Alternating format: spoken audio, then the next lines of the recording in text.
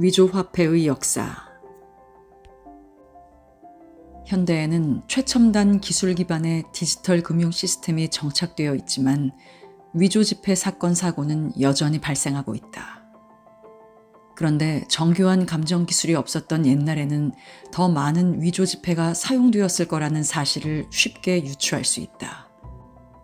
특히 종이로 만든 지폐가 유통되기 전에는 금, 은 같은 실물 화폐가 유통되었기에 누구나 가짜 화폐를 만들어 쓸 수 있어 시장에 유통되는 위조 화폐는 더욱 많았다. 이에 동서를 막론하고 정부 지도자들은 시장 경제를 혼탁하게 만드는 위조 화폐를 찾아내 근절시키고자 노력했다. 이 때문에 코페르니쿠스, 아이작 뉴튼 같은 당대 최고 과학자들이 위조 화폐를 막는 화폐 책임자로 활동하는 경우도 있었다. 아이작 뉴튼은 당시 금화나 은화의 가장자리를 깎아내지 못하도록 돈의 옆 테두리에 톱니바퀴 모양을 새겨 넣어 화폐 위조를 방지했다. 위조 화폐는 어느 특정 국가에 한정된 문제가 아니었다. 위조 화폐와 관련하여 세계적으로 유명한 사건 사고들이 있는데 그중 몇 가지만 이야기해보자. 아즈텍 제국은 중세 남아메리카에서 가장 융성했던 대제국으로 고도의 천문학 지식을 보유했고 건축 기술도 뛰어났다. 당시 카카오콩을 화폐로 쓰고 있었는데 카카오콩은 아즈텍에서 직접 생산할 수 없는 가치가 매우 높은 수입 물품이었다.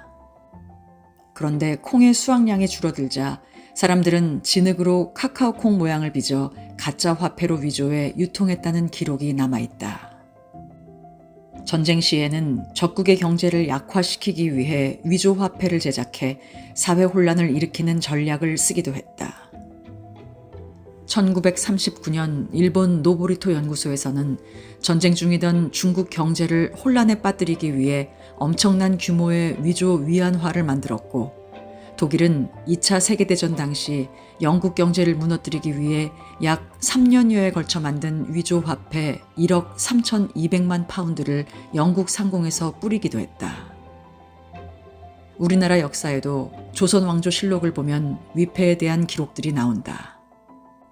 성종 때는 화폐 위조범을 고발한 자에게 면포 50필의 상금을 지급했다는 기록이 나오는데 이듬해에는 사헌부가 박효대라는 사람을 화폐 위조죄로 신고했다는 내용이 나온다.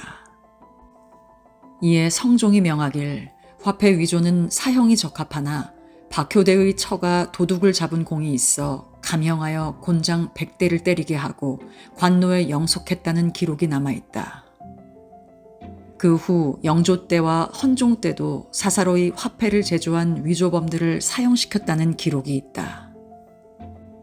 이처럼 화폐 위조는 역사상 동서고금을 막론하고 정부가 나서서 엄하게 단속했으나 쉽게 근절되지 않았던 대표적인 범죄 중 하나였다.